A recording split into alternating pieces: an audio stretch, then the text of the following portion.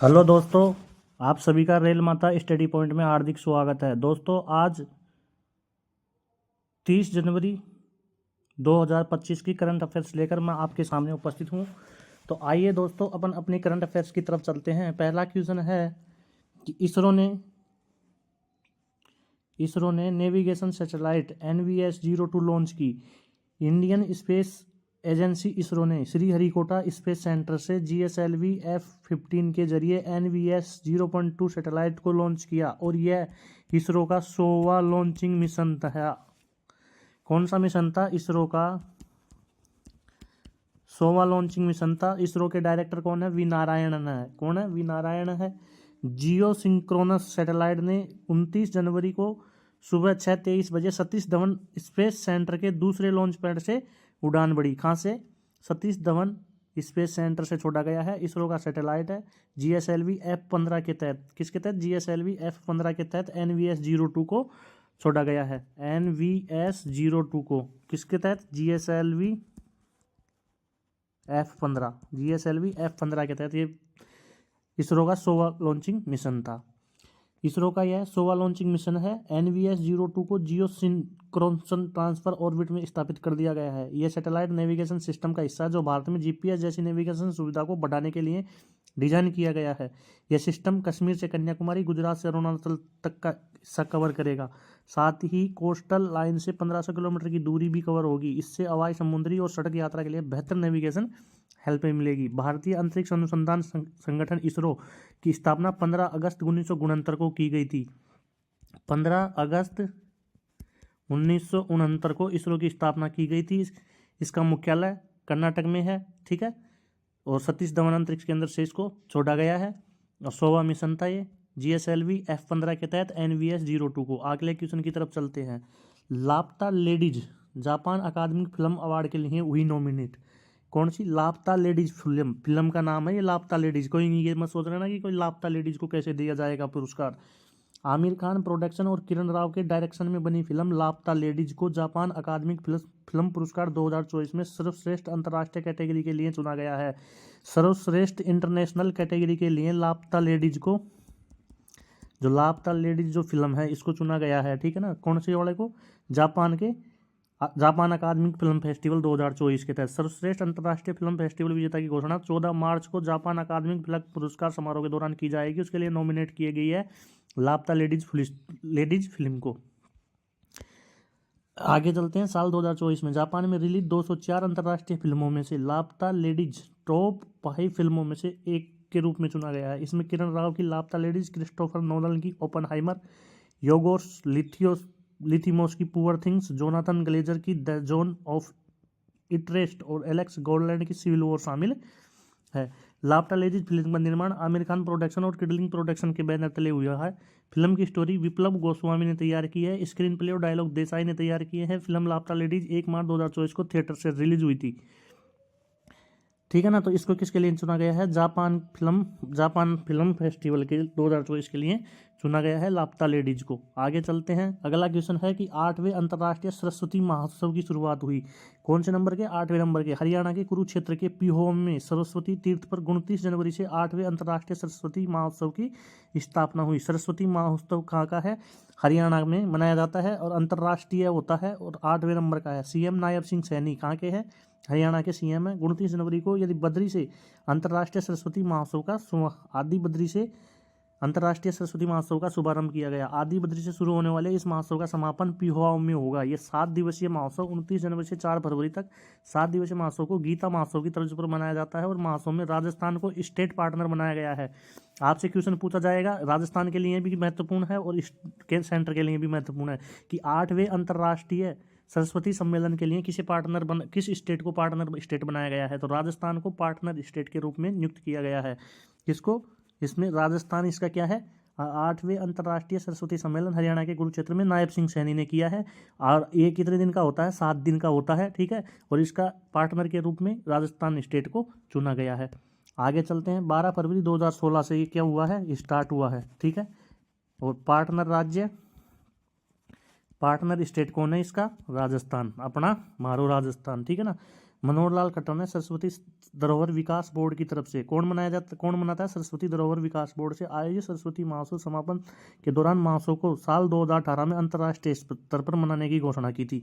2018 से क्या होता है, मनाया जाता है। कब से? 2018 से 2016 में इसकी घोषणा की गई थी। ठीक है दोस्तों, अगले क्वेश्चन की तरफ चलते हैं। अगला क्वेश्चन है कि Alexander Lukashenko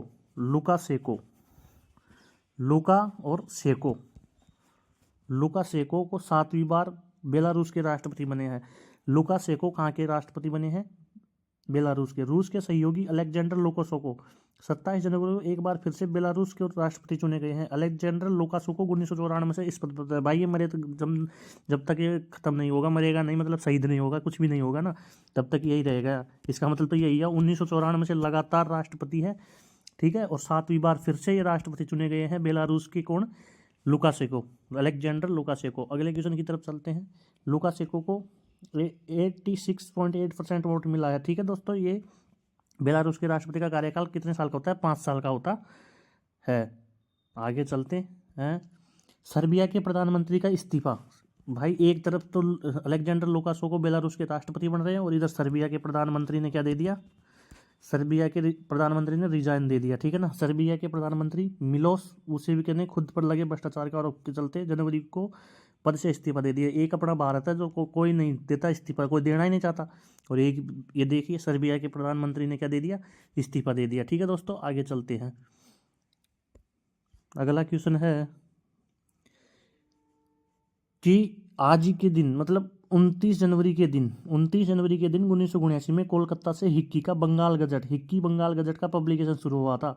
Hickey Bengal gazette कहाँ का है? कोलकाता का, भारत का है, और पश्चिम बंगाल से इसका शुरू हुआ था। ये एशिया और भारत से पब्लिश होने वाला पहला अंग्रेजी अखबार था। इसके एडिटर जेम्स ऑगस्टम हिक्की थे और न्यूज़पेपर की भाषा ब्रिटिश इंग्लिश थी। न्यूज़पेपर की भाषा कहती थी ब्रिटिश इंग्लिश।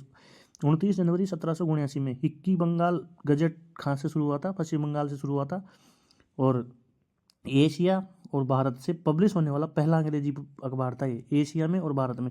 2019 में पूर्व रक्षा मंत्री जॉर्ज फर्नांडिस का निधन हुआ था। ठीक है, 2019 में रक्षा मंत्री जॉर्ज फर्नांडिस का निधन हुआ था इस 29 जनवरी के दिन।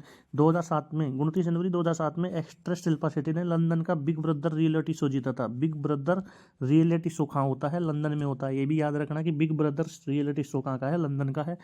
29 जनवरी 1994 को भारत सरकार ने एयर कॉरपोरेशन एक्ट 1953 को सस्पेंड कर दिया था। 29 जनवरी 1993 में भारतीय क्रिकेटर विनोद कांबली ने टेस्ट डेब्यू किया था।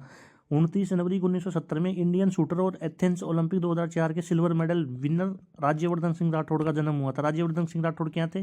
पहले तो केंद्र में खेल मंत्री थे और अब प्रेजेंट में क्या है? ये राजस्थान में मंत्री है। ठीक है दोस्तों, आगे चलते हैं कि आइस हॉकी, जो आइस हॉकी चल रही है कहाँ पे? लद्दाख में चल रहे हैं। जो खेलो इंडिया विंटर गेम, क्या खेलो इंडिया विंटर गेम कहाँ चल रहे हैं? 2 जगह चल रहे हैं, जम्मू कश्मीर और लद्दाख में। तो लद्दाख में शीर्ष पर रहा है इसमें 2025 जगह। जो खेलो इंडिया विंटर गेम है इसमें शीर्ष पर कौन रहा है? लद्दाख रहा है, और सेना ने जीता है आइस हॉकी कप।